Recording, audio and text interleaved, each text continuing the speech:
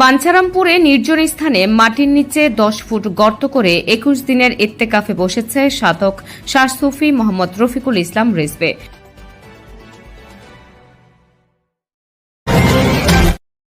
আল্লাহর সন্তুষ্টি অর্জনে ব্রাহ্মণবাড়িয়া জেলা বাঞ্ছারামপুর উপজেলার মানিকপুর ইউনিয়নের মায়ারামপুর গ্রামের শাহ সুফি মোহাম্মদ রফিকুল ইসলাম রিজভী মাটির নিচে 10 ফুট গর্ত বানিয়ে হাদিস কোরআন মোতাবেক আমল এবং 21 দিনের জন্য ইত্তেকাফে বসেছে শাহ সুফি মোহাম্মদ রফিকুল ইসলাম রিজভী।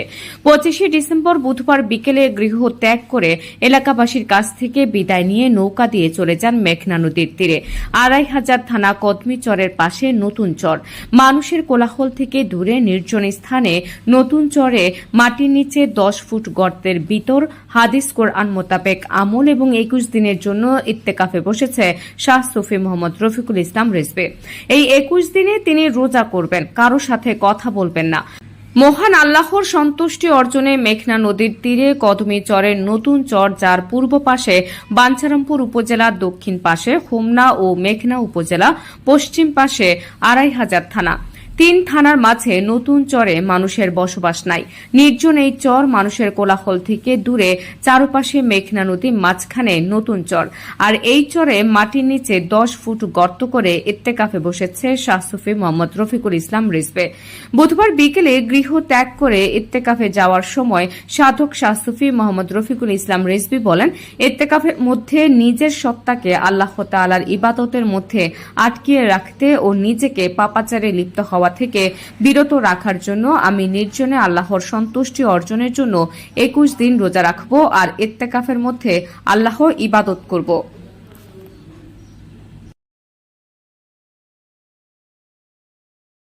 আসসালামু আলাইকুম ওয়া রাহমাতুল্লাহি ওয়া বারাকাতুহু। আমি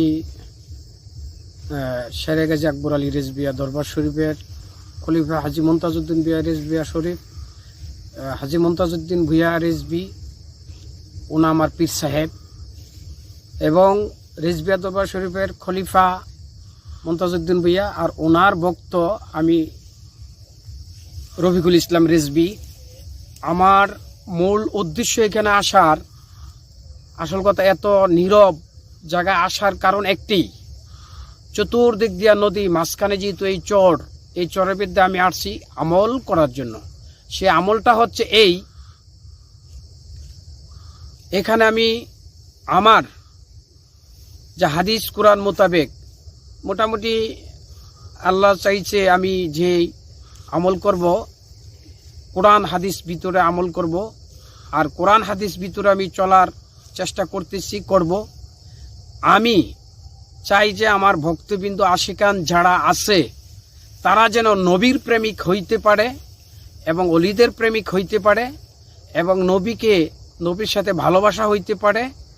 আর আমি ভালোবাসা, আমার হুজুর পাক সাল্লাল্লাহু আলাইহি ওয়াসাল্লামের সাথে ভালোবাসা অর্জন করার জন্য আমি এখানে আমল করতে আসছি। যে আমল করব কোরআনের ভিতরে, হাদিসের ভিতরে। আমি কোরআনের বা হাদিসের বাইরে চলছি না, চলব না। আর যেখানে বসছি এটা হচ্ছে আমাদের এই উত্তর সাইড মাইরামপুর বাঞ্ছারামপুর থানা, পশ্চিম সাইড কদমিচর 2500 থানা, দক্ষিণ সাইড হচ্ছে শিরমদি হোমনা থানা। আমি মাঝখানে এক নীরব জায়গায় জঙ্গলে বসে আমল করব। মোট আমার আমলের বিষয়টা হচ্ছে 63 দিন। 63 দিনের মধ্যে আমি আজকে এখানে এই নতুন চরে থাকবো 21 দিন। আর আমার বাড়ি হচ্ছে মাইরামপুর বেরিকের দোয়ানি, বাঞ্ছারামপুর থানা, পোস্ট অফিস ধাইরিয়াচর। আমি আমার আম্মার দোয়া নিয়ে, আমার আম্মার আশীর্বাদ বা দোয়া নিয়ে এসেছি। আমি যে আমল করে যেতে পারি, সকল বাংলাদেশ না, সকল বিশ্বের ভিতরে আমি দোয়া চাই, আমি হাদিস কোরআন মোতাবেক যেন আমি এই আমল করে উঠতে পারি এবং এই আমল করে সার্থক হইতে পারি। সকলের কাছে, বাংলার সকলের কাছে, বিশ্বের সকলের কাছে আমি দোয়া চাই। সকলে আমার জন্য দোয়া করবেন। রফিকুল ইসলাম রিজভী সাহেব। চতুর্দিক দিয়ে নদী, পশ্চিম দিক দিয়ে হলো কদমিচর, পূর্ব দিকে হলো আমাদের মায়রামপুর, এবং উত্তর দিক হলো পশ্চিম দিক হলো বায়ারচর, আর পূর্ব দিক হলো হোমনা থানা এবং শ্রীমন্দি গ্রাম। এই চতুর্দিকের মাঝখানে একটা চর করেছেন, যেটাকে বলা হয় কদিনী চর। এই অর্থাৎ দিকচরে বলা যায়, যেখানে চতুর্দিকের নদী, এখানে কোনো যোগাযোগের ব্যবস্থা নাই, এই হিসাবে বলা হয় দিকচর।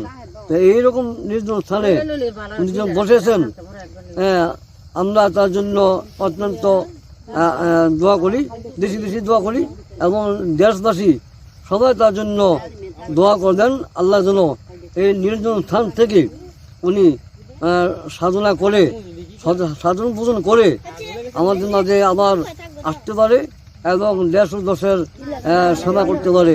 সবাই আল্লাহ আমিন বলি।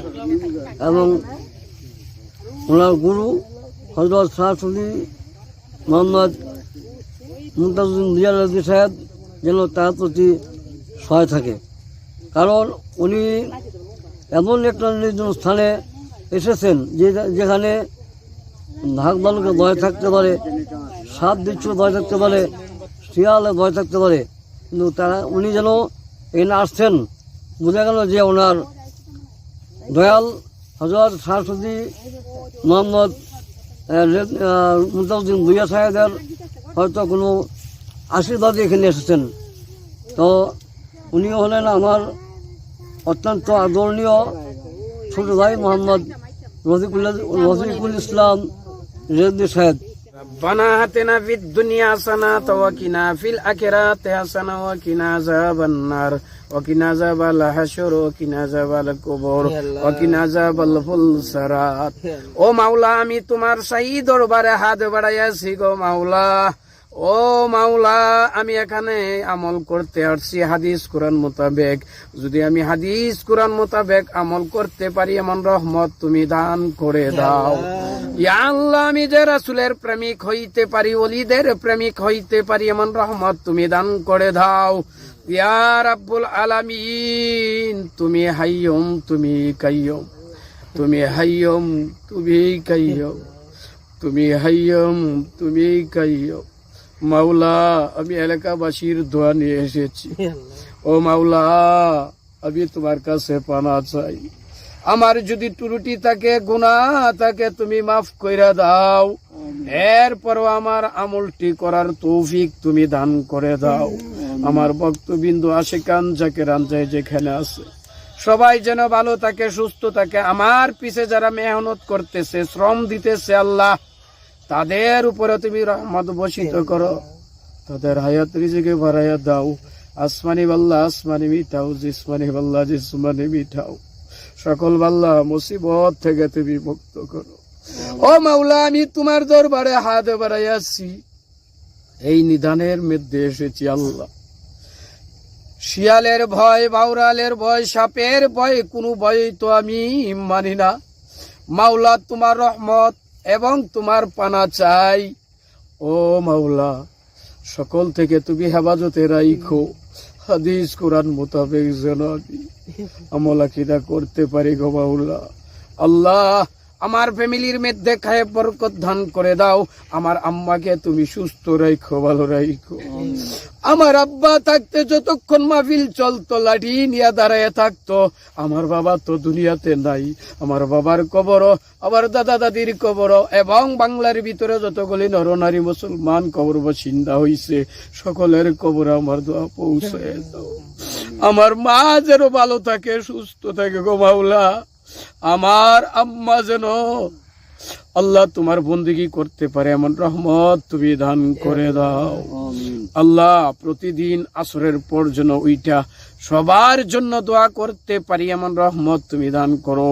কত কত লোক আসবে দেখার জন্য আল্লাহ।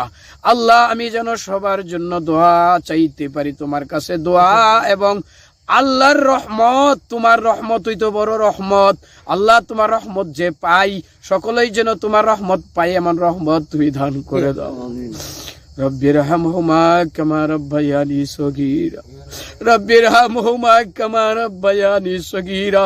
এই বাংলার মাটির মানুষ ভালো রাখো, সুস্থ রাখো, সকল বাল্লা মুসিবত থেকে তুমি মুক্ত রাখো। সকলের জন্য 5 ওয়াক্ত নামাজ পড়তে পারে, রাসূলের দুরূদ বেশি বেশি করে পড়তে পারে, এমন রহমত তুমি দান করো। রাসূলের সাথে যেন প্রেম হইয়া যায় এমন রহমত তুমি দান করে দাও। সুবহানাকা রাব্বিল ইজ্জাতি আম্মা ইয়াসিফুন ওয়া সালামুন আলাল মুরসালিন আলহামদুলিল্লাহি রাব্বিল আলামিন। বিদায় নিতে চাই না মন, তবুও বিদায় নিতে হয়।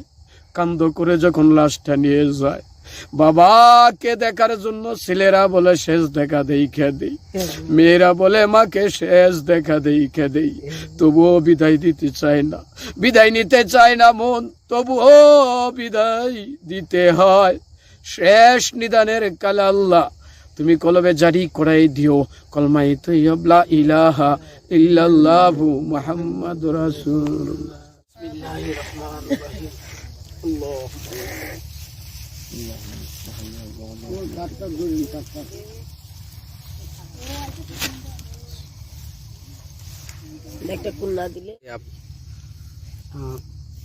যারা দেখতে আসে আসর পর দেখতে আসতে পারবে, আসর পরে উঠবো সবার জন্য দোয়া খায়রাতের জন্য।